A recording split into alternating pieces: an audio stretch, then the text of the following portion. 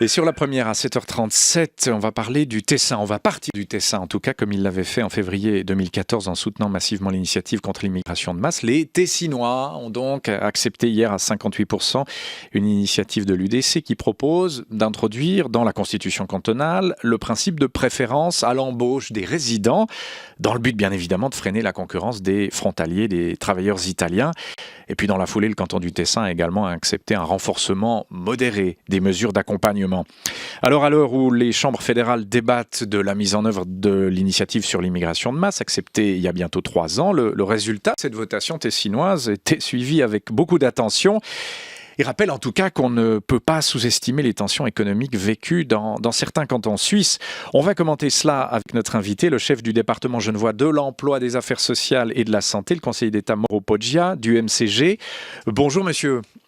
Oui, bonjour. Et merci d'être notre invité ce matin jusqu'à 8h dans notre studio de Genève, bien sûr, Mauro Poggia. Cette votation tessinoise, vous l'avez évidemment suivie avec beaucoup d'attention, je l'imagine. Est-ce que ça peut constituer, aux yeux de la Berne fédérale, qui est en train de plancher sur une issue au 9 février 2014, d'ici février prochain, est-ce que ça peut constituer une forme d'électrochoc, ce vote tessinois ?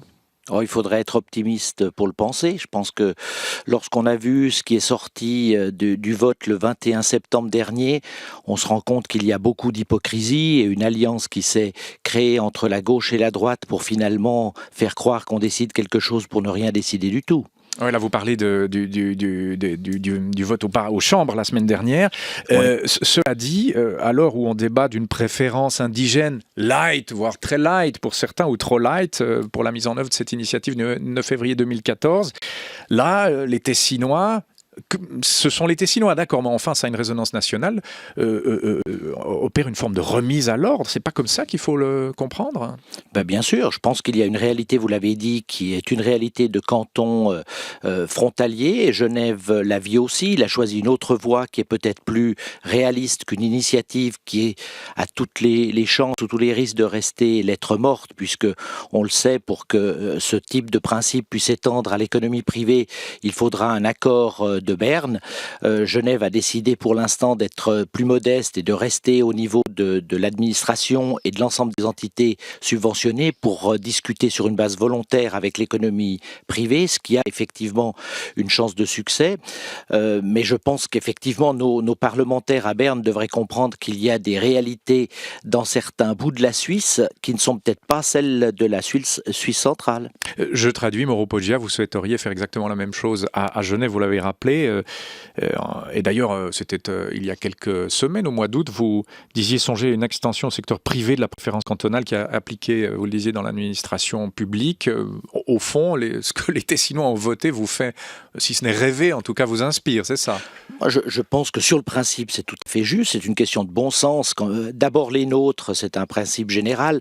Avant d'inviter à table des personnes qui viennent d'ailleurs, il faudrait que la famille puisse avoir suffisamment à manger. On se rend compte que dans le Tessin, il y a des souffrances de la part de résidents. Et quand je dis résidents, je ne parle pas de titulaires du passeport suisse. Je parle toute nationalité confondue, mais des personnes qui sont à charge de la collectivité suisse, qui sont sur le bord du chemin.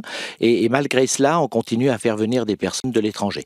La problématique est un peu différente dans le canton du Tessin, où on a ce qu'on appelle les padroncini, ces petits patrons, ces pseudo-indépendants qui viennent travailler depuis la Lombardie. Chez nous, on a plutôt la question des frontaliers employés de nos entreprises. Plus de 83 000 personnes viennent tous les jours travailler à Genève. Il est bon de le rappeler. Vous pensez qu'on pourrait voir des padroncini, je ne sais pas comment on les désignerait, du côté de Genève ? C'est un risque, entre guillemets, que vous voyez poindre ? Je pense qu'il est déjà partiellement réalisé, même s'il n'y a pas de statistiques. Vous savez qu'on peut travailler 90 jours par année sans autorisation. Donc jusqu'à quel point il y a des personnes qui viennent, nous voyons régulièrement des petites camionnettes avec plaques françaises qui viennent sur des chantiers en Suisse. Sont-elles annoncées? Sont-elles régularisées? Entrent-elles dans ces 90 jours ou sont-elles au-delà? Difficile d'avoir des statistiques très précises. Oui, étendre ce principe au secteur privé à Genève, j'imagine que vous avez évidemment des contacts avec les entreprises. Pour l'instant, c'est un niet ou est-ce qu'il y a une ouverture à cette idée-là? Non, il y a une ouverture, mais elle était avant le vote du 21 septembre. Je ne voudrais pas que la décision prise à Berne puisse donner de fausses idées à notre patronat et qu'il pense qu'il puisse, avec la même arrogance, il faut le dire, qu'avant le 9 février 2014, penser que tout va très bien dans le meilleur des mondes et ignorer la préoccupation, l'angoisse même de nos travailleurs ici qui se rendent compte qu'ils sont placés dans une concurrence jugée déloyale avec des personnes qui viennent de plus en plus loin, qui ont un pouvoir d'achat supérieur, un coût de la vie bien moindre et qui peuvent accepter des salaires qui sont, lorsqu'il y a des conventions collectives, dans le bas de la fourchette. Mauro Poggia, au fond, ne s'agit-il pas avant tout, et je reprends le cas du Tessin d'hier, d'un vote symbolique, parce que pour que ce soit vraiment appliqué, il faudrait un changement de la constitution cantonale, et pour ça, il faut l'approbation à la fois des chambres fédérales et du Conseil fédéral. Donc, il est encore assez loin de la coupe aux lèvres, là. Oui, je crois qu'il y a peut-être un leurre de la part des initiants à l'égard des électeurs. C'est l'UDC, on rappelle. Tout à fait. Cela reste néanmoins un coup de gueule, comme on le dit. Je pense que le doigt est mis sur une problématique, même s'il est vrai que la voie d'un changement constitutionnel cantonal est vraiment la face nord de l'Everest, peut-être même en tongue. La face nord de l'Everest en tongue, on retient l'expression. Ça ne doit pas être tout simple. Les Tessinois ont voulu, en tout cas ont cru opter pour une solution urgente. On l'a dit, ça n'est pas fait. Il faut l'approbation des chambres et du Conseil fédéral. Est-ce qu'ils ne risquent pas de déchanter sur le timing, tout simplement parce que les mesures fédérales seront vraisemblablement en vigueur avant l'éventuelle entrée en vigueur du vote tessinois, non? C'est ça qui risque d'arriver. Je crois que ce vote, comme dans d'autres domaines, met en évidence un problème de notre fédéralisme actuel. Est-ce que le fédéralisme, c'est la concertation? Est-ce que c'est le fait de pouvoir préparer des solutions à la mesure et aux dimensions des préoccupations cantonales? Ou est-ce que c'est uniquement la dictature d'une majorité sur une minorité? C'est ça qu'il faut se demander. On en parlera certainement dans le domaine de l'assurance maladie aussi. Nous constatons aujourd'hui qu'il y a des problématiques régionales, cantonales, qui sont systématiquement ignorées depuis notre Parlement fédéral, qui imposent des règles de la majorité, une majorité qui considère généralement que l'inertie est encore la meilleure manière d'avancer. On a des très très vives réactions du côté de l'Italie après ce vote tessinois, vous l'avez certainement vu, Mauro Poggia, le ministre des Affaires étrangères, Paolo Gentiloni, qui voit un risque pour les relations avec l'Union européenne, le président de la région Lombardie, qu'on a déjà interviewé quelques fois sur cette antenne, M. Maroni, a annoncé des contre-mesures. Comment interpréter ces réactions italiennes? Ce sont des réactions outrées ou est-ce qu'il va y avoir de véritables conséquences pour le Tessin et pour la Suisse? Ça me fait sourire. Je crois que si l'Italie n'est pas contente du vote du peuple tessinois, il peut le dissoudre et en élire un autre. Je pense que les Tessinois font comme bon leur semble. Ensuite, ce sera à la Suisse, au niveau international, d'appliquer ces mesures dans le respect, le cas échéant, des accords internationaux. Je vois mal la Lombardie prendre des mesures de rétorsion. Ce serait tout simplement ridicule, comme les menaces qui avaient été un temps brandies par l'Union européenne lorsque Genève a commencé avec sa directive transversale pour la priorité à la main-d'œuvre locale. On a un article qui parle des Suisses qui vivent en France. Voilà, c'est l'inverse. On va le commenter tout de suite. Il y a toujours plus de Suisses qui vivent en France. Esther Coco. Oui, le cap des 200 000 Suisses vivant en France a été franchi en juin dernier. C'est l'ambassadeur de Suisse à Paris qui l'a révélé dans une lettre d'information, lettre qui a retenu l'attention de l'Aargauer Zeitung. Du coup, les Suisses résidant dans l'Hexagone représentent un quart des Suisses de l'étranger, sans compter les clandestins. Autrement dit, ces Suisses qui ne s'annoncent pas, mais qui vivent quand même en France, par exemple dans leur résidence secondaire, ils seraient au nombre de 20 000. Alors l'intérêt pour la France s'explique par la langue, beaucoup de Suisses parlent français, mais aussi par le savoir-vivre à la française, les châteaux que l'on peut acheter à bon prix dans la France profonde. Et malgré ses salaires, l'Hexagone a d'autres atouts, ses infrastructures, son système de santé, ainsi qu'une couverture sociale généreuse, notamment le congé maternité d'une année, des atouts encore plus forts aujourd'hui que la peur du terrorisme. Voilà, contrepoint à la question frontalière sur laquelle vous êtes très ferme, Mauro Poggia. Ces Suisses qui vivent en France, il y aurait même, entre guillemets, 20 000 clandestins, quoi, des gens qui ont une résidence secondaire qui ne s'annoncent pas.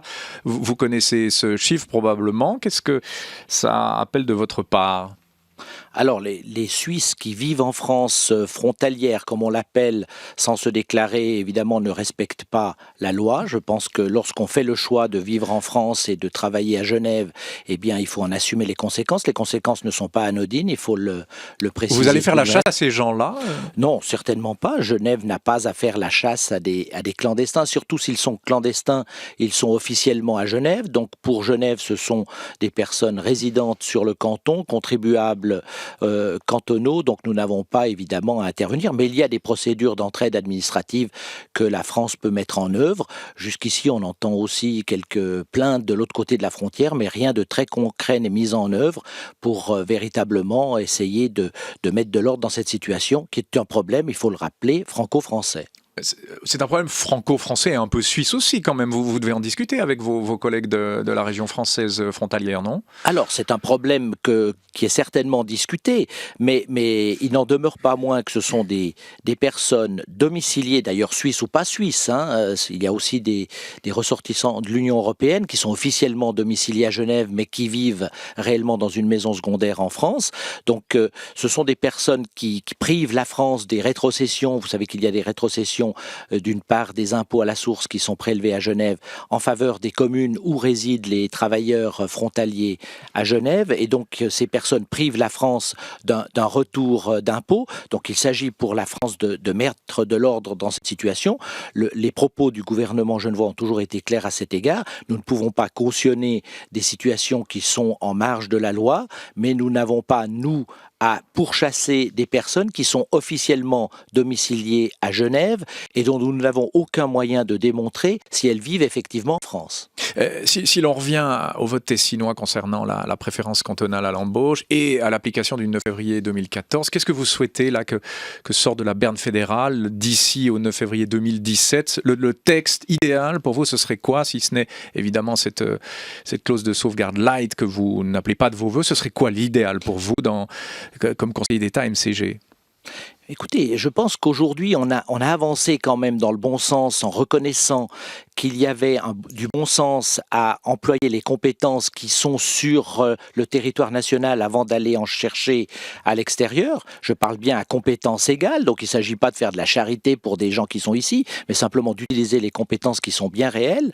Et il faudrait simplement abandonner ces conditions qui ont été mises, qui rendent totalement caduque cette préférence. C'est de dire que ce sont à partir d'un certain degré de crise dans des secteurs déterminés, dans certaines régions déterminées, parce que je me dis que à partir de combien de chômeurs doit-on être attentif à leur situation ? À mon avis, s'il y a un chômeur ici en Suisse qui a des compétences pour remplir un poste, c'est à lui que ce poste doit être attribué plutôt que de faire venir quelqu'un de l'Union européenne. Et puis fixer comme condition une décision du Conseil fédéral qui doit encore être entérinée par le comité mixte avec l'Union européenne, cela veut dire que jamais l'Union européenne va reconnaître qu'il y a un problème quelque part, et donc finalement tout cela restera lettre morte.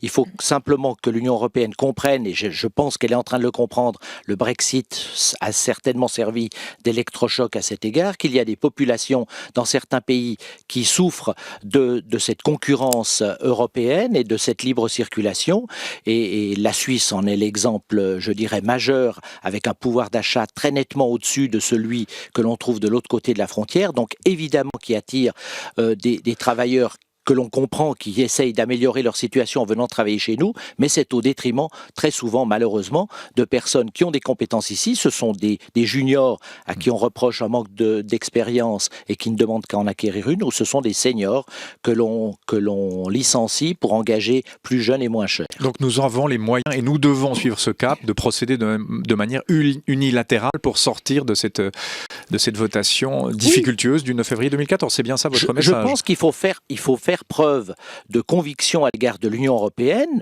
Je pense qu'il y a des gens intelligents de l'autre côté de la table qui doivent comprendre que la Suisse ne peut pas simplement ouvrir ses portes à l'ensemble des travailleurs, surtout avec une économie qui est incapable de se fixer elle-même des règles et qui aujourd'hui est trop heureuse de pouvoir aller chercher la main-d'œuvre dans un supermarché de plusieurs centaines de millions de travailleurs. Il n'y a pas l'épaisseur d'une feuille de papier à cigarette entre votre discours et celui de l'UDC, Mauro Poggia. Vous êtes d'accord sur ce dossier-là ? L'UDC a fait passer l'initiative du 9 février contre laquelle j'étais, je vous le rappelle, sur la base d'une suissitude qui est une notion qui m'est personnellement étrangère. Peut-être mes origines en sont la raison. Je crois que s'il s'agit de protéger la Suisse contre une immigration, c'est pour protéger nos travailleurs ici, quelle que soit leur nationalité, et non pas pour protéger cette soi-disant suissitude. Vous voyez, la motivation est très différente. La lettre est différente, mais l'esprit n'est pas le même, voilà. C'est ce qu'il faut dire. Peut-être le résultat peut être le même, mais si j'entends les derniers discours de l'UDC sur la mise en œuvre, nous ne sommes pas encore totalement sur la même longueur d'onde. Très bien. Abordons un autre sujet qui était dans les urnes hier, c'est AVS+. Nous avons des perdants, Valérie Droux, mais pas encore de gagnants. Oui, c'est le titre de l'éditorial du Temps ce matin. Cette Suisse si raisonnable n'a donc pas voulu d'une augmentation. Mais la droite aurait tort de crier victoire. 40% en faveur de l'initiative AVS+, c'est ce que visaient les partisans pour pouvoir peser sur le débat qui s'ouvre aujourd'hui au Conseil national sur la prévoyance 2020. Alors cette stratégie sera-t-elle gagnante, se demande le Temps. En tout cas, les élus savent depuis hier que les citoyens ne s'attendent pas à ce qu'on leur fasse des cadeaux, mais ce n'est pas une raison pour penser que ces mêmes citoyens seront d'accord de baisser les rentes du deuxième pilier et d'augmenter l'âge de la retraite, même progressivement comme le veulent le PLR et l'UDC. Autrement dit, faut pas pousser. Ou, comme l'affirme un observateur cité dans l'éditorial, les Suisses ont davantage de peine à dire oui à un plus que non à un moins. Oui, la formule est jolie. Est-ce que vous la reprendriez à votre compte, Mauro Poggia? C'est l'analyse que vous faites de cette votation sur AVS+. C'est l'analyse que je fais systématiquement lors des votations à Genève. Oui, parce qu'effectivement, il faut le dire que du côté roman, on a dit oui à Genève à 54% AVS+, 63% à Neuchâtel, 59,5% le Jura, le Tessin 53% de oui, et Vaud du bout des lèvres 50%. Comment vous expliquez ces votes-là et particulièrement le vote Genevois? Je crois qu'il y a une relation à l'État qui est différente dans certains cantons. D'abord, on parle souvent de cette barrière de Rösti. Je pense c'est aussi une différence de mentalité. Il y a beaucoup plus de défiance à l'égard de l'État du côté suisse alémanique. On se rend davantage compte que demander plus à l'État, c'est finalement devoir le payer autrement. Je pense qu'en Romandie, avec une mentalité peut-être plus méditerranéenne, on considère que l'État est aussi un peu un État-providence et que finalement, il suffira de prendre l'argent ailleurs pour le mettre là où on souhaite qu'il soit mis. On ne se rend pas compte que ce sont certainement des poches différentes, mais ce sont toutes les poches d'un même pantalon. Oui, et le progrès, là, on continue dans le sujet, le progrès commence à l'ouest de la Suisse. Esther Coco-Costin posé ce matin, non pas par un journal roman, mais par la Berner Zeitung. Le cœur de la Suisse romande bat plus à gauche que celui de la Suisse alémanique. Les romans avaient déjà accepté la caisse unique et hier encore, on le disait, 4 cantons romans ont dit oui à une augmentation de l'AVS. Objet soutenu cette fois-ci aussi par le Tessin. La gauche ne perd donc pas courage. De l'avis de Paul Rechsteiner, conseiller aux États saint-gallois et président de l'USS, le progrès social commence la plupart du temps à l'ouest. Pour sa part, la Luzerner Zeitung consacre une demi-page à la différence de sensibilité entre roman et alémanique qui se manifeste dans de nombreuses votations, mais plus particulièrement quand il s'agit d'assurance sociale. Plusieurs raisons à cela. La gauche est plus forte en Suisse romande. Les romans attendent plus de l'État, ils se méfient des forces du marché et des solutions libérales qui ont tendance à favoriser une centralisation des ressources économiques autour de Zurich. D'accord avec ce constat, Mauro Poggia? Oui, je pense qu'il y a une sensibilité sociale plus grande en Suisse romande. Je pense que c'est une bonne chose, j'en suis assez fier. Cela ne veut pas dire qu'il faut perdre toute relation avec la réalité et oublier que toute prestation a une facture à la fin et que cette facture, il faut la payer, soit en enlevant des prestations ailleurs, soit en augmentant des impôts. Et il ne suffit pas, comme le voudrait une certaine gauche, d'augmenter les impôts aux plus riches. Les riches, je l'ai toujours dit, sont mobiles et à un moment donné, à force de tirer l'élastique, il casse, on s'en rend compte quand on l'a trop tiré. Est-ce qu'avec ce vote, l'idée d'un renforcement du premier pilier a vécu en Suisse ? Non, je pense que le premier pilier est quand même une force de notre prévoyance professionnelle. Il s'agit simplement de se rendre compte qu'il va y avoir un trou à combler compte tenu du vieillissement de la population. On avait avant, je dirais, dans la courbe des âges, on avait un as de cœur. Maintenant, on a un as de pique. La génération dont je fais partie va arriver à l'âge de la retraite dans quelques années. Et donc, nous devons prévoir des moyens pour pouvoir faire face. Alors, il n'y a pas 36 solutions. Si on ne veut pas trouver d'autres sources de financement, où on augmente les cotisations, on augmente la période de cotisation, où on diminue les prestations. Or, personne ne veut aucun de ces trois scénarios. Donc, il va falloir trouver d'autres solutions. On en parle au niveau de la TVA, avec un 1,5 de plus sur la TVA, mais il n'en demeure pas moins que si l'on ne réfléchit pas, on est irresponsable. Donc, il est juste qu'il y ait un débat, et M. Berset a parfaitement raison de le poser sur la table. Je ne suis pas certain que la direction dans laquelle il va, ce débat, où il ira cette semaine, soit un bon sens. Un mot quand même, puisqu'elles seront publiées officiellement dans 2 heures, les fameuses primes maladie 2017. On parle d'une hausse moyenne de 5 à 6%. Vous craignez le pire, Mauro Poggia ? Je le crains, effectivement. Je pense que pour la première fois, notre Office fédéral de la santé publique avait en main une arme nouvelle qui est cette loi sur la surveillance de l'assurance maladie qui est entrée en vigueur au 1er janvier dernier. C'est vrai, c'était aussi une version light. Notre Conseil national, notre Parlement est spécialiste dans les versions light. Il n'en demeure pas moins qu'on pouvait faire quelque chose. Est-ce qu'il va le faire ? Est-ce qu'il va pouvoir, pour la première fois, contenir les hausses pour qu'elles soient correspondantes à la réelle hausse des coûts? Je constate qu'à Genève, la hausse des coûts ces dernières années a été extrêmement faible. Monsieur Berset mettait encore en valeur les efforts qui ont été faits à Genève, Vaud et Tessin pour la maîtrise des coûts hospitaliers. Nous avons des coûts ambulatoires qui augmentent, c'est vrai, parce que, une fois encore, notre Parlement ne nous donne pas les moyens pour pouvoir maîtriser l'installation de nouveaux cabinets. Mais si j'en juge pour la dernière augmentation des coûts que nous connaissons à Genève en 2014 et 2015, on a 2,2%. Alors comment justifier des hausses de l'ordre de celles que vous avez énoncées ? Personnellement, je ne les explique pas, si ce n'est par la mise en œuvre à nouveau d'un processus que l'on a payé très cher entre 1996 et 2013, c'est accumuler des réserves pour maintenir artificiellement basses les primes d'autres cantons. Elles seront publiées donc dans 2 heures. Merci beaucoup d'avoir été notre invité ce matin à Genève, Mauro Poggia, conseiller d'État en charge de l'emploi, des affaires sociales et de la santé. Merci. Bonne journée à vous. Merci. Merci.